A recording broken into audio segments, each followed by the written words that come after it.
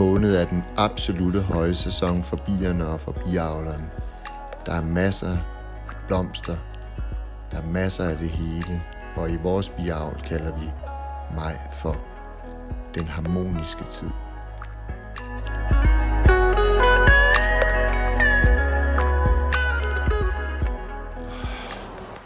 Hvis vi kigger, så er mælkebøtterne afblomstret, og vi er gået i bigården den 15. maj. Det er midt i maj.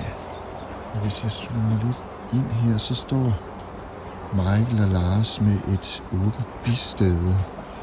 Og Michael og Lars, hvad er I i gang med?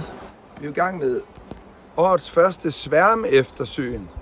Okay. Så vi ved jo, at den her, når vi kommer ind i maj, så begynder bierne at få lyst, måske, til at gå i sværmtilstand. Og det vil vi gerne have lidt hånd og hanke i. Så vi kigger bifamilierne efter, for at se, om der er bestiftede kopper eller ligefrem dronningeceller i den. Og hvis der er, så deler vi dem simpelthen, laver en småfamilie. Det er jo det, de gerne vil. De vil gerne deles med den gamle dronning og nogle yngeltavler og nogle bier. Så du er i gang med at dele den familie her? Det er jo faktisk, ja, fordi her var der både bestiftede snydekopper og rigtige dronningeceller. Så går vi med deres natur og deler dem. Fordi ellers så risikerer vi jo, at de flyver væk eller op og sætter sig i naboens hulmur eller sådan noget. Ja. Og det du ikke kan se her, det er, at der er blomsterne kastanjelys bagved dig og æbletræsblomster. Jamen, ja, men det er jo flot. Så her, hvad putter du ned i den lille kasse, Lars? Jeg tror, jeg putter en 2-3 yngeltavler dernede. Det er jo en stærk småfamilie på den her tid af året.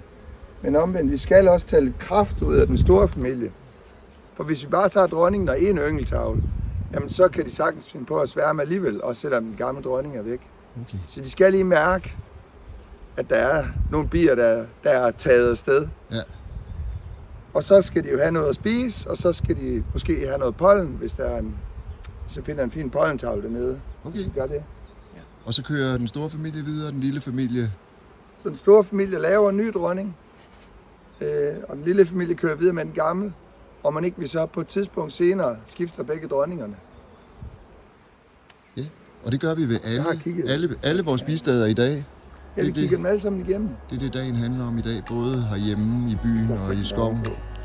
Jamen, god arbejdslyst. Ja tak, og i lige måde, Sofus. Tak. Langt størstedelen af den honning, som bierne laver på en sæson, laver de i maj måned, og biavleren skal være vågen, for nektarindtaget kan være rigtig kraftigt i maj måned.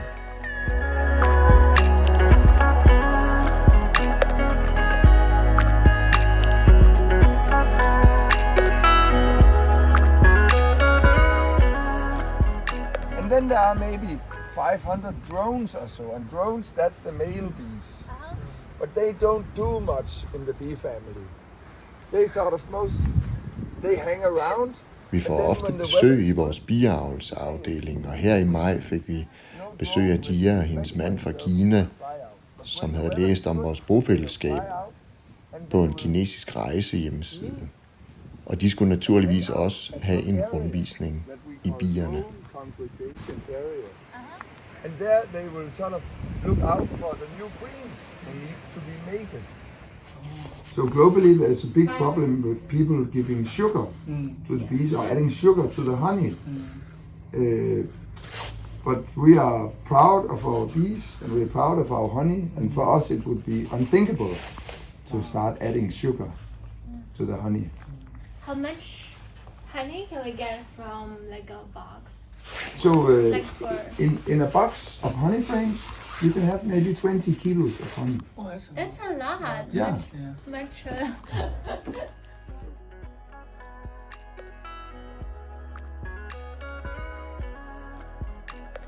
Som biavler holder man altid øje med, hvor bierne er henne, og vi møder dem overalt. Her er det nede ved vores sø på marken, hvor bierne tager ned for at drikke, og man skulle ikke tro det, men bierne drikker faktisk rigtig meget vand.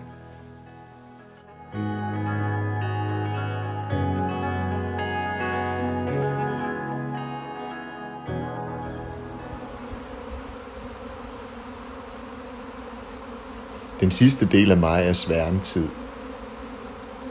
Vi er i Hjelmelundskoven for at udvide en af familierne med en ekstra kasse, og pludselig går det løs. En sværm forlader stade nummer 1. Det er en kæmpe oplevelse.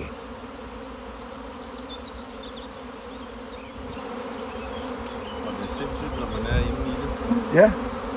I løbet af et kvarters tid sætter bierne sig på en gren inde i brombærkrattet, og efter yderligere 10 minutter, så har alle bierne samlet sig.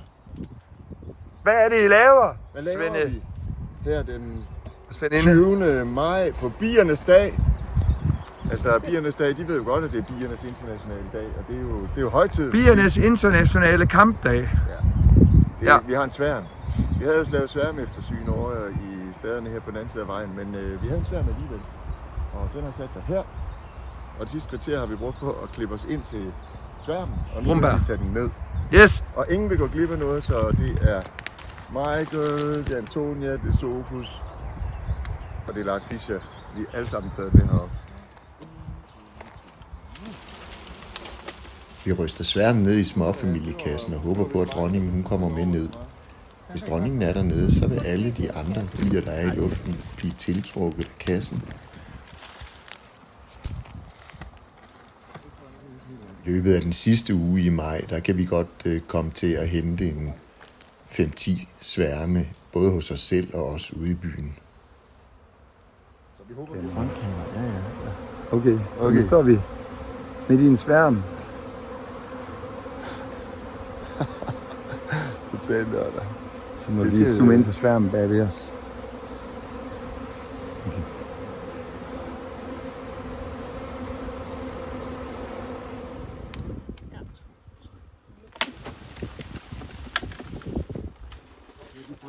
Ej, hvor fantastisk.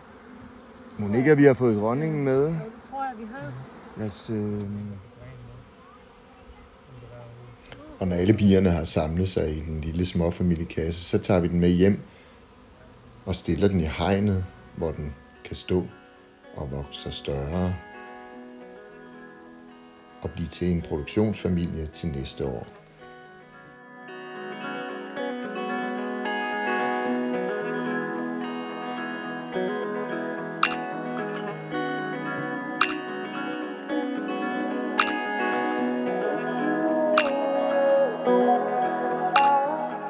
Og så er det også i maj, at vi skal virkelig nyde alle blomsterne. Der er blomster fra den ene ende af maj til den anden.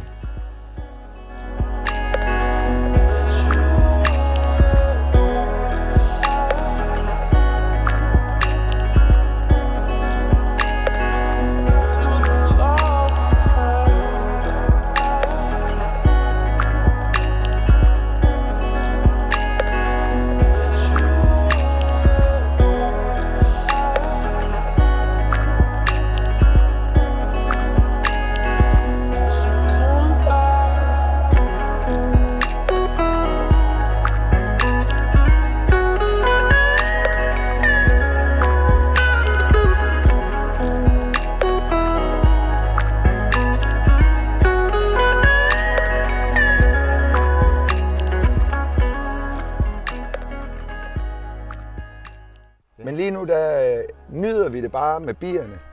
At rapsen blomstrer og solen skinner, fordi så ved vi, så flyver de virkelig på det. Nu ved jeg, hvad det var, jeg glemte, Sofus. hvad var det? Hvad var det forrige år, hvor det var så koldt? Ja. Der var koldt, indtil den 28. maj. Og hvad skete der så? Den 28. maj blev det varmt, 20 grader.